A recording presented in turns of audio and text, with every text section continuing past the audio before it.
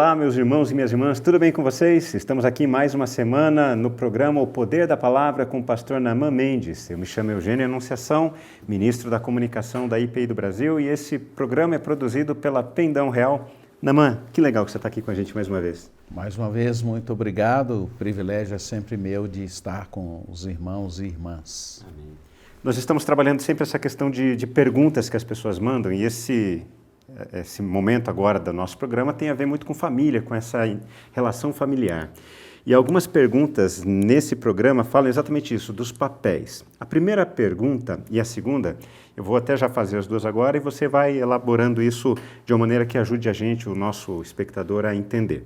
Qual é o papel do homem e da mulher de acordo com a Bíblia? Olha, acho que na Bíblia, os textos de Efésios, né, especialmente a partir do capítulo 5, define muito bem, né, qual é o papel do homem e da mulher. Né? A questão é a interpretação disso. Né?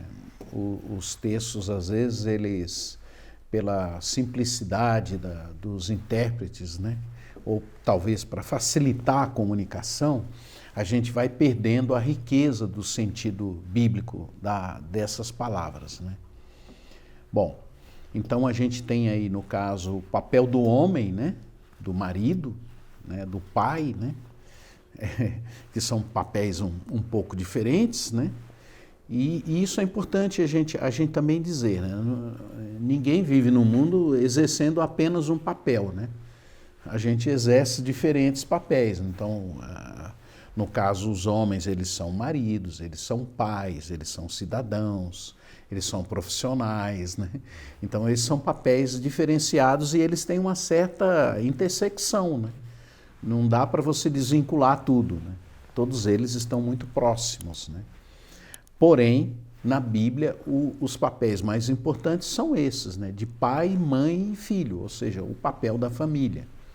Então, é muito importante que os papéis sejam bem cumpridos, porque eles geram, vamos dizer, saúde espiritual e emocional e social para as pessoas que convivem em ambientes onde os papéis são mais claros, mais definidos, né?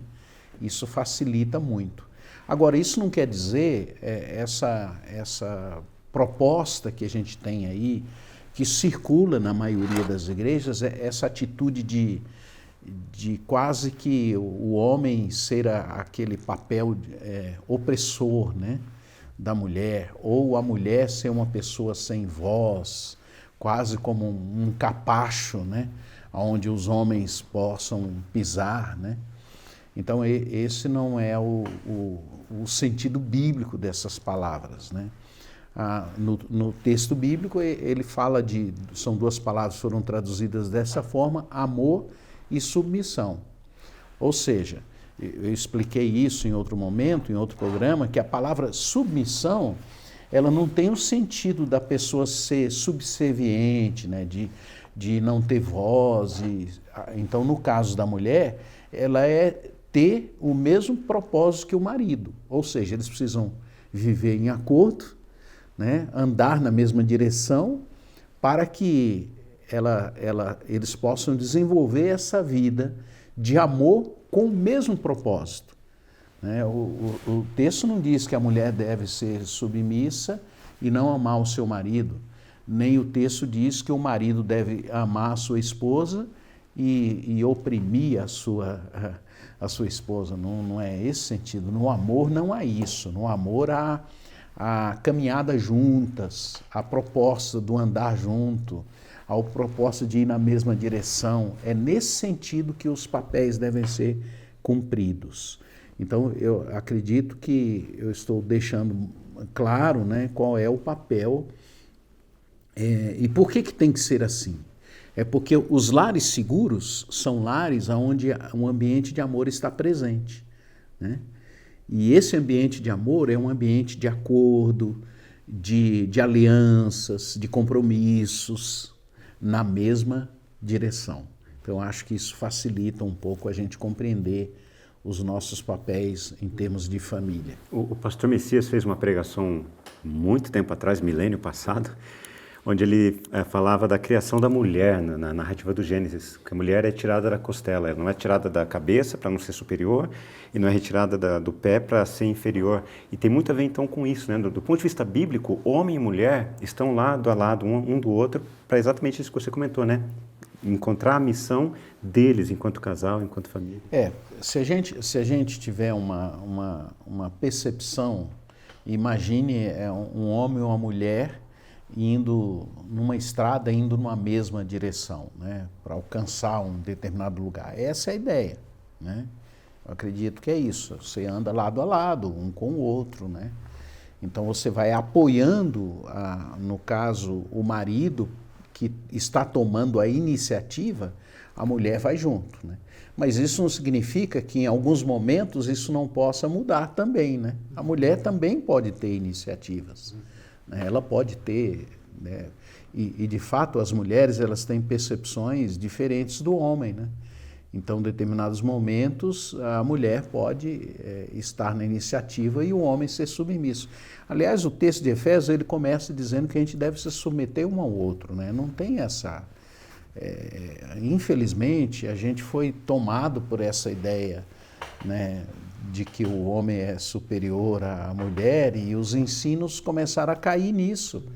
E a igreja foi ganhando essa percepção errada, né, negativa, né?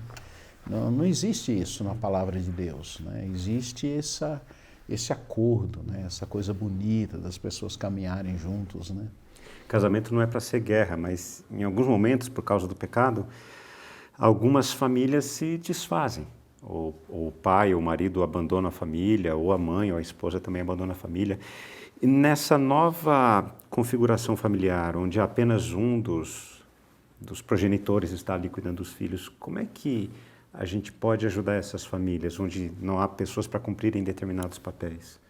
Primeiro, eu acho que as pessoas, quando elas se separam e elas passam vamos dizer, cuidar da sua família pessoalmente, né, elas precisam, de fato, compreender ainda mais os papéis de cada um, né?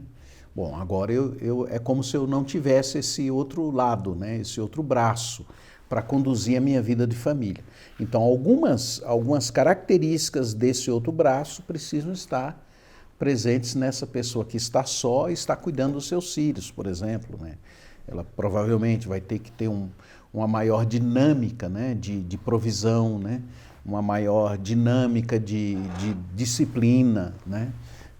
Então, vai implicar em tarefas que normalmente seria compartilhada com a outra pessoa.